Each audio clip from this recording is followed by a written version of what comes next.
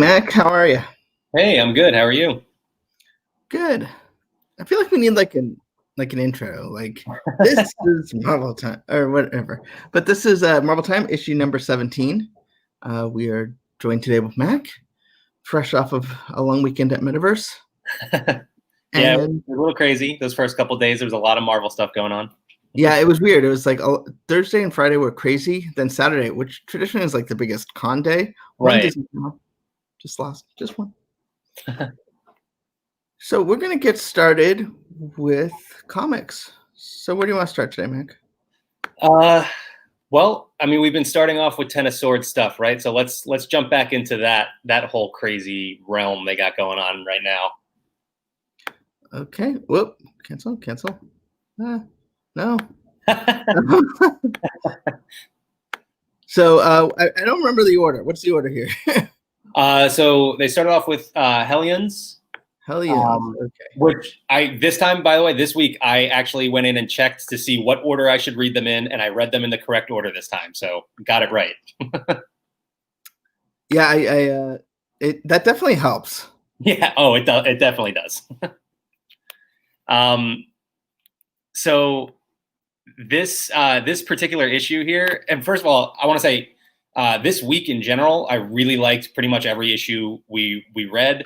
Especially the Ten of Swords comics. We've been a little bit hard on the whole X universe in recent weeks, but I think these issues were really great and got me into the story. I'm excited to see where everything is going forward.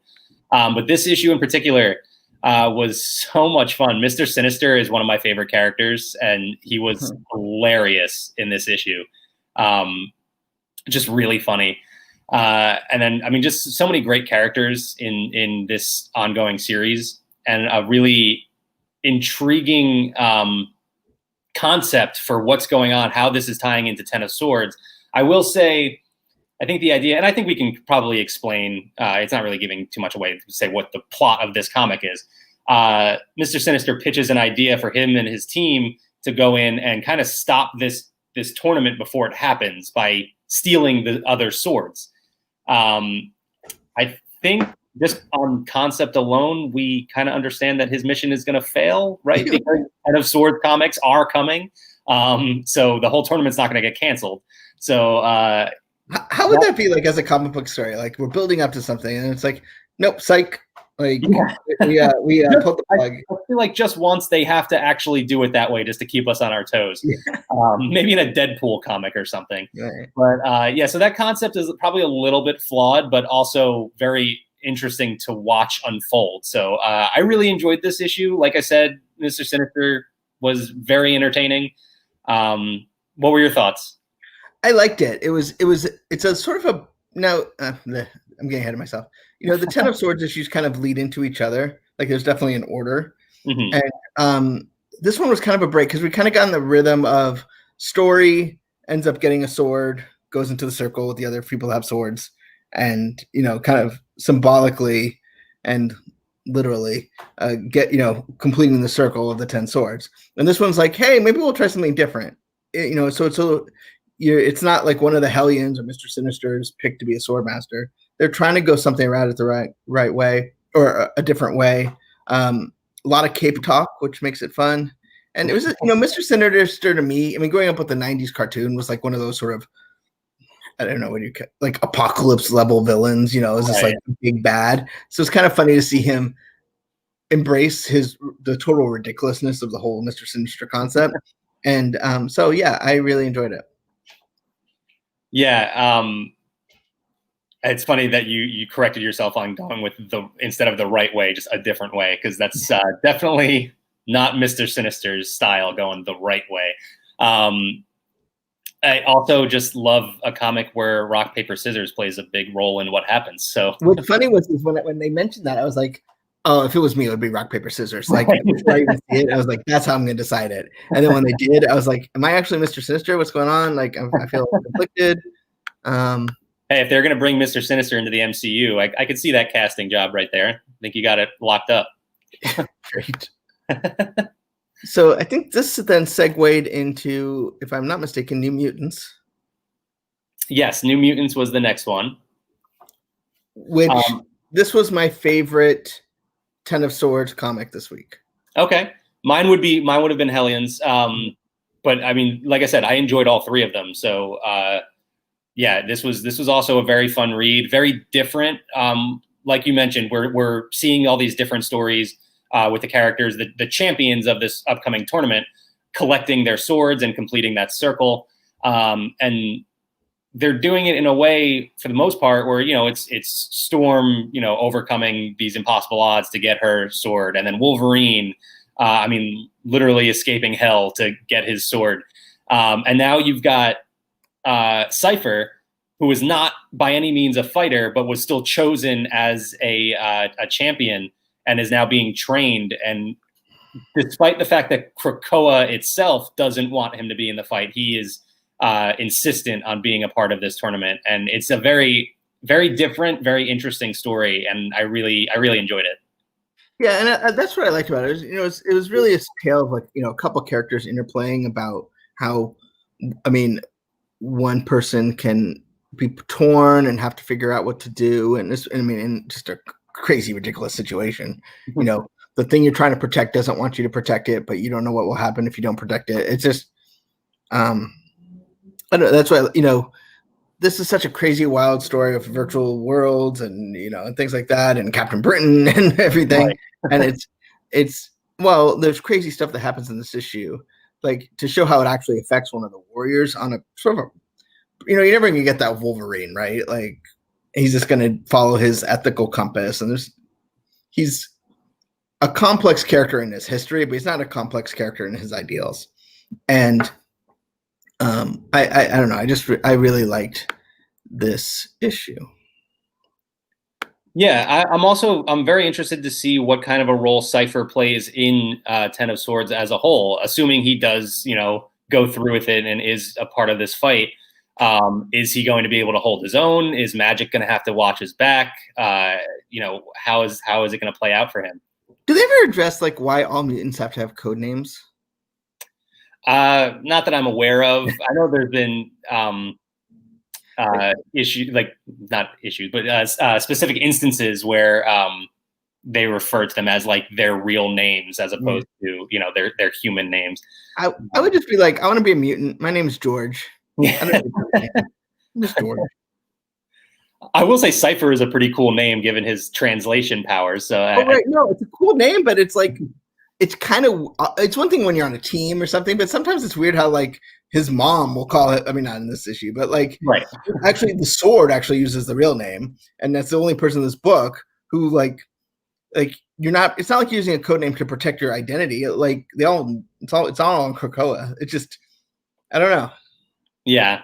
No, and speaking of Krakoa, by the way, I'm still not used to Krakoa as a character, that big tree face that shows up every now and then. It's still so weird to me. Yeah. Yeah. So that kind of directly leads us into Cable. In fact, for a minute there, I wasn't sure if I was reading the Cable book or the New Mutants book. Yeah. I second guessed myself for a second. I thought, oh wait, maybe I did go in the wrong order, but no, it is supposed to go this way. They literally cross over for a couple pages. Yeah. This one was a lot of fun. It had I got strong Alien vibes from it. Had that kind of concept. Although that kind of story was very short-lived. I thought it could have played out into something bigger, but obviously they have other plans going on here. So felt kind of thrown away, unfortunately, but it was fun while it lasted. I do like Kid Cable. I mean, we haven't had a lot. I know he's been around for a few issues, but we haven't had a lot of time with him. In the books we've read, and it's nice to see him as calling Cyclops dad and stuff. Right. But I did feel I don't want to say it was rushed, but it just felt very fast. And I mean, obviously it's a comic book, it has a certain number of pages, but kind of felt like they got there, they discovered something's wrong, they beat the bad guy, Cyclops blows him up, and then, they're back with the sword. And so it felt a little, compared to some of these super dense X-Men issues, it just felt whoa, where's the other 20 pages of exposition I'm supposed to be getting? So right. I don't mean that in a bad way at all, but it's definitely less dense than any other book we've read this week. Yeah, for sure. And I mean, like I said, I feel like this story could have played out into like a 4-issue arc. Like Right. if it wasn't happening leading into Ten of Swords, I would have loved to see that play out in that way. Unfortunately, the timing of it just didn't really work out. So I kind of wish they just pushed this idea off into a different time. But did enjoy this issue. I am curious because, so like I alluded to talking about New Mutants, we already got Magic training Cypher and preparing to watch his back in the fight. And then Cyclops specifically asks her to watch after Nathan or Cable during the fight as well. And I feel like they're putting a lot on Magic here, like going into this huge, I mean, the stakes are literally the existence of Earth, and you're asking this one champion to also take care of these other 2 champions. I don't know, just seems like a kind of a mistake there, but especially with Cable, like he's yeah, well, I guess, I mean, if you're gonna write a Ten of Swords book, like embrace the whole sort of Excalibur nature of it. Magic makes sense because it's about as close as you get. Right. I mean, she is the one who already started off with her sword, so that's right. Yeah. So you want to do Avengers or Spider-Man? Let's get into Spider-Man. Spider-Man does whatever a spider can. Yeah, so Amazing Spider-Man number 50, we finally got Kindred showing up. And this was such, the timing obviously was done on purpose, but like this is such a Halloween time issue. Like, the character himself is like made for Halloween. Right. So yeah, it just like, I'm very much in like a spooky vibe kind of right now. So yeah, this fit perfectly. Really enjoyed this. It was a longer issue again, like last week's, what was it? Amazing Spider-Man number 850, I believe was the number. Yeah. So we're from Spider-Man 850 to 50. Right. And they're both special issues as far as I'm concerned. Yeah. And it's a little, I mean, besides expensive, it was a little mind-blowing. Yeah. I love this issue. I loved it got inside Peter's head. It got in Norman's head. It got into the Sin Eater's head. It played that whole thing out. And the last page, it's hard to blow my mind with a comic book anymore, but wow. I don't want to spoil it. Yeah. Week, hands down. First comic I read this week. Ironically, it was the one, usually we do 4 issues, but I felt like we needed to do Amazing Spider-Man number 50. And I'm so glad we added it because I loved it. Yep. So we agree again this week. We're back on the same page. This is absolutely my pick of the week. Like you said, it got you into the heads of so many different characters. You spend time with Norman, with the Sin Eater, with Peter, even a good amount of time with Kindred himself. And this, like, it is a 45-page issue, so it's longer than your normal comic. But it also, I blew through this, whenever I see that page count, I'm like, okay, this one's going to take a little bit longer. I might have read this quicker than any of the other issues we read this week. It didn't feel, you don't get to a page and find, it's overloaded with so much context, and yet you still feel like you're getting so much information in such a short time. It was, just very enjoyable, a great start to, and it's interesting because it doesn't feel like an arc ended, but it does feel like we're starting a new arc. They were building the Sin Eater for so long, and it still just kind of feels like it's continuing.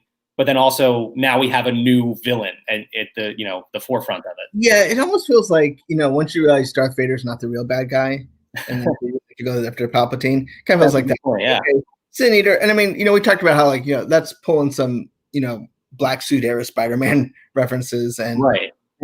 But now you're getting to like the real spooky villain. Mm-hmm. Not that Sin Eater wasn't powerful, especially as he stole all the things, but you knew he wasn't really the guy behind the curtain, and who knew who he was? Right, and yeah, you mentioned that big reveal at the end of this issue. There were a couple of the other reveals going on through here too, and I don't want to spoil any of them. There were quite a few moments in this issue where I stopped and was just like, oh wow, that's I might have said something else, but yeah. There were a few moments like that, and I'm very interested to see what happens with Peter's friends, the other spider people, and very interested to see what happens with Norman Osborn going forward, because they are going to play a role in this, and it's going to be very interesting. So wrapping up your buddy Moon Knight's focus on in the finale of the Age of Khonshu. Khonshu, yeah. How they pronounce it. This is actually a written review of the week because it's Avengers week at Marvel Mania. Mhm. What do you think? So, I mean, I wore my Moon Knight shirt in support. I've been saying we've been kind of split on this. I've enjoyed this series going up to this point. I felt like you were a little bit more pulled back on it, I guess. Yeah, this finale didn't really hit home for me. It didn't drive home what I was hoping for. I mean, I had been saying for weeks, like, I don't think maybe this isn't actually happening. Moon Knight has been known to be crazy and be making stuff up, and it didn't really play out the way I had hoped. It wasn't bad. I still think there were some elements of this that I really liked. I mean, and I can talk about this now because the previous Avengers issue gave us this, but Moon Knight taking control of the Phoenix power, that's incredible. That was awesome to see. Gave him a very different, very cool look. So if you're just looking for some really cool Marvel art, that was awesome. But yeah, it didn't cap off the big story the way I wanted it to. There's some great art in this issue. There's no question. But I guess what I'm struggling. Avengers is like a big title, right? And right now we had Empire, which was like a Fantastic Four kind of Avengers book, but really more of a Fantastic Four Hulk book, in terms of creative team. Then we had Ten of Swords, which is obviously full on Hickman's X-Men, and then the next thing is King in Black.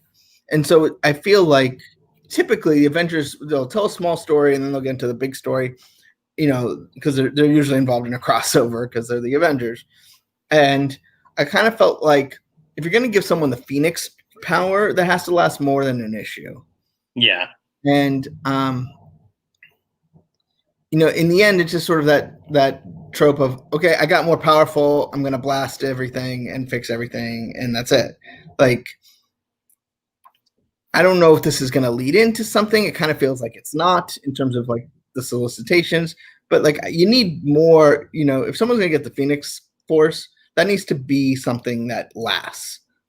I mean, just because the legacy of Jean Grey and the Phoenix Saga, like otherwise it's just, I got more power, blast you. Oh, it's trying to corrupt me. No. Okay, I'm done. Like, obviously Moon Knight's going to become more of a focus in Marvel as his series approaches, as they tend to do. But I kind of felt like it was a little bit, I don't know, like it didn't really focus on the cool part of Moon Knight, which is the fact he's kind of crazy. And it's made him sane in a way, having the Phoenix Force making you sane, speaking. It's, I don't know. I mean, it wasn't a bad issue. Great art, great characterizations. Just not what I expect from a Jason Aaron Avengers book. Well, it's funny you say that because I think this is what I would expect from Jason Aaron in the sense that like this was an Avengers story, Moon Knight just happened to be at the center of it. So it didn't really focus as much, like you said, on the cool parts of Moon Knight. I think had this been a Brian Michael Bendis story, it would have had that crazy twist. It would have dealt with the craziness of Moon Knight. Yeah, but I feel like there was too much Moon Knight. It didn't focus on the Avengers were just decoration. Yeah, that's true. Whose story it was, and the Avengers, it's either about the team and like the interplay of the team, or you spotlight one or two characters and it's about them, and then the rest are window dressing. That's just the way you got to do a team up book. Mm-hmm. This one kind of felt like it didn't know who is. I mean, even if you look at the cover, like who's the story about? The villain? That's not the way it usually is, Right. Yeah, I will say it does seem like it is leading into something, just not anything that I thought this. Like, I didn't think this was going to go where it seems like this is going to go. I mean, at least in terms of like, there's one small connection. It seems like the Avengers are going to be left behind as far as where this story goes moving forward. which was, I mean, just completely out of left field to me, at least. Still excited for it because anytime this particular story pops up, it's always worth reading. But just definitely not where I thought it was going to go. Okay, so moving to the future of Marvel Comics, you attended the Metaverse King in Black panel with, I'm guessing, editor Devin Lewis, writer Donny Cates, and artist Ryan Stegman. Yeah, and this was, I mean, this was one where like I was particularly excited. I've been looking forward to King in Black for a long time, and now I'm just getting more and more excited for it. And this panel was just a lot of fun. Donny Cates and Ryan Stegman are clearly so into this project and really like putting their heart and soul into it. And it's very fun to see their attitude towards the character and the story.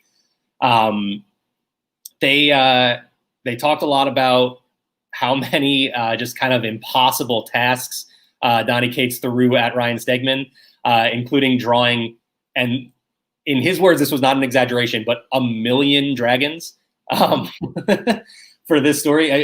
If you're familiar with how the Venom story has gone in the past, and with Donny Cates' Venom story, there's these symbiote dragons, and apparently there's going to be a lot of them.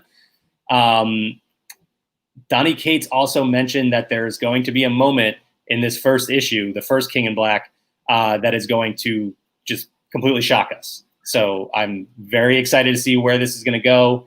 I was already looking forward to the Null finally arriving actually on Earth, and now I'm just really, really excited to see how this plays out. And just in the last couple of days, we got some more reveals of upcoming issues tied into King in Black. Yeah, what you're looking at is the cover of King in Black #3, which will come out in January. They also just announced a bunch of tie-in issues that will be coming out in January as well. King in Black, Planet of the Symbiotes.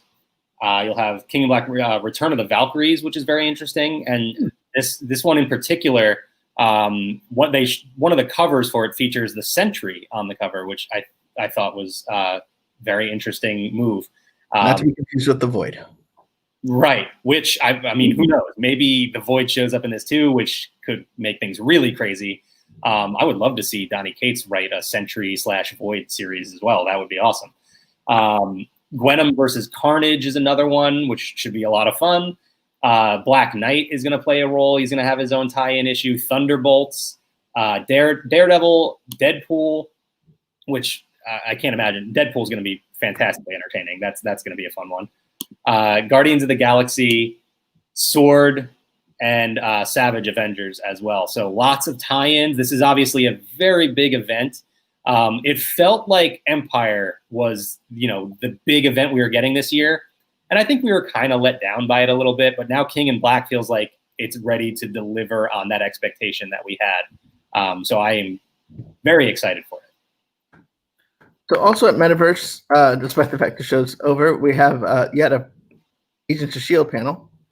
Yeah, this was about, and we talked about this a little bit a while ago. The prop store is doing an auction for a lot of the props from the show, and this was all about prop master Scott Bauer talking about his favorite props in the show and just showing them off a little bit and talking about how he built them. My favorite one that he showed off in this panel was the Darkhold book. I don't remember what season was that. Season 6, season 5, somewhere around there. Season 5.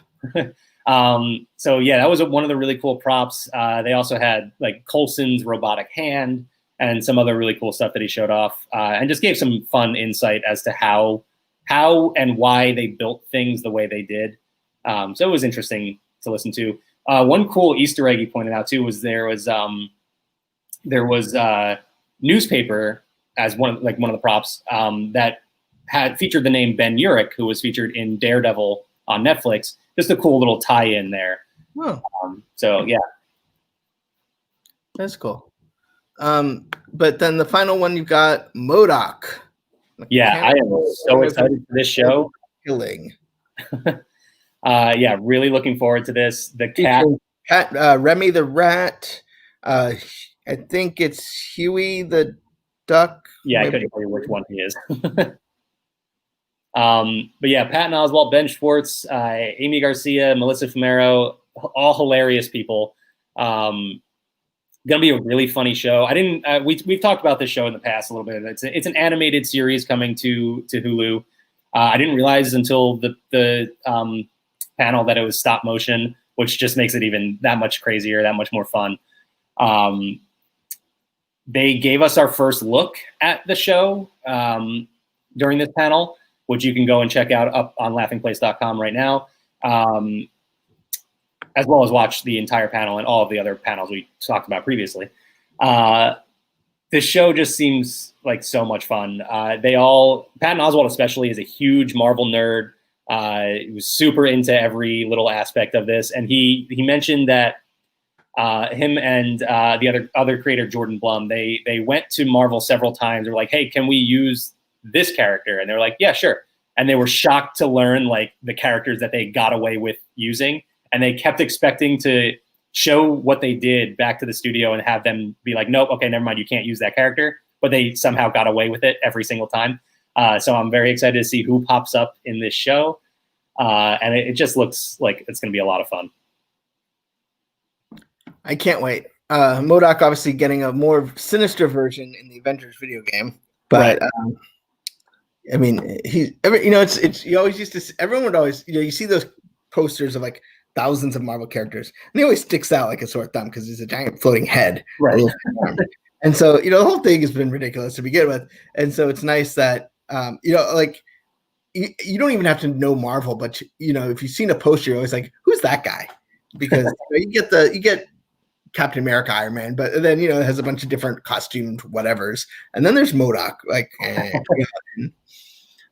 So I'm looking forward to this. It's my second most anticipated Hulu show. I learned more about on Metaverse. Okay. If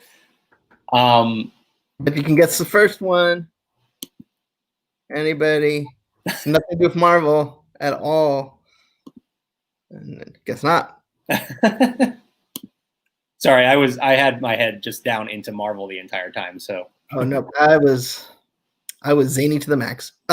Right. This sounds like something to make me healthy, and I don't want to do it.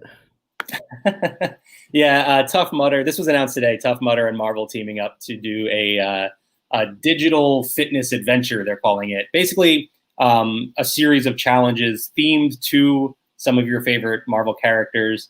I agree with you. I would love to try this out, but there's not a chance I can pull this off myself. So to all of you who are in much better shape than us out there, you might be very interested in trying this out.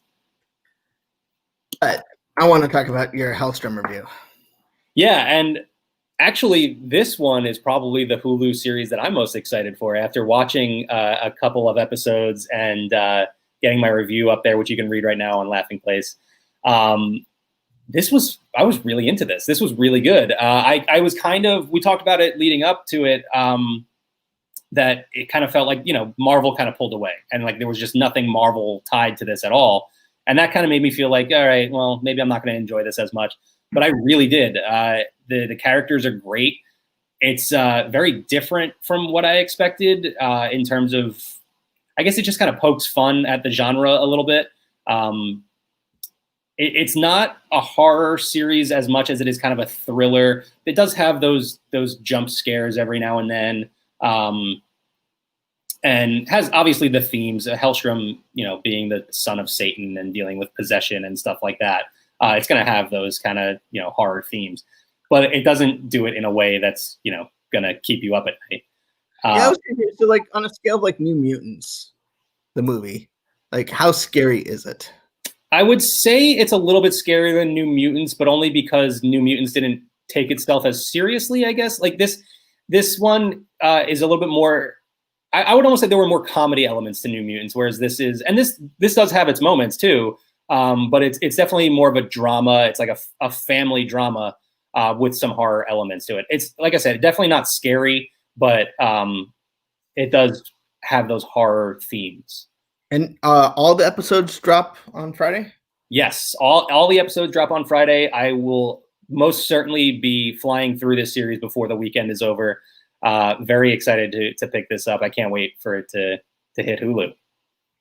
Great. So that's Marvel time. Anything you want to talk about before we wrap up? Oh wait, you know what? I missed something. Oh, anyway, we'll get next week.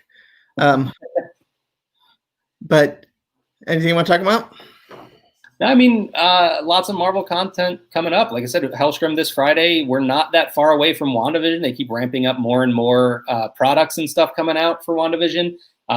So just I'm excited for more and more Marvel content to hit on top of the comics, on top of what we're reading everything. It's interesting that I feel like WandaVision, which is any day now away from like finding out a little bit more. But I can't wait. I mean, we don't even have a release date, but that's got to be coming somewhat soon. Yeah, I mean, it's coming this year, and we're running out of this year. So right. And then obviously, I mean, they announced this is a little corporate-y, but they announced that the Investor Day is December 5th, and they're going to talk about the focus on streaming. Obviously, Marvel's going to be a big part of that future. The shows they've announced, but presumably more shows they haven't announced, or at least sort of a cadence for it. So we're looking forward to all that. Yeah, we'll be back next week. The character of the week next week is who? I wish I knew. I believe it's the X-Men. So we may have to do an X book because I know that's so hard to do. Oh, I do want to mention as well that I am going to get a new series going. You'll be able to keep an eye out every Friday for my favorite comic panels. And basically the way I'm going to do it is I'm going to pick a favorite panel from our comics that we read, that we talk about on this show, and then a favorite panel from older comics, just classic comics. So, keep an eye out for this Friday. I haven't exactly selected my my pick from this week's comics, but there's a very strong contender from one of the funnier panels from this week. So I can't wait to find out what that is. But until then, just going to say hello to Tammy. Hi. And thanks for joining us for Marvel Time. Star Wars headlines, or whatever that show's called, will be here tomorrow at 1. And we got a news video coming up at 7:30 tonight. So stay with us, subscribe, ring the bell if you're on YouTube, and we'll talk to you later. Bye, everybody. Bye.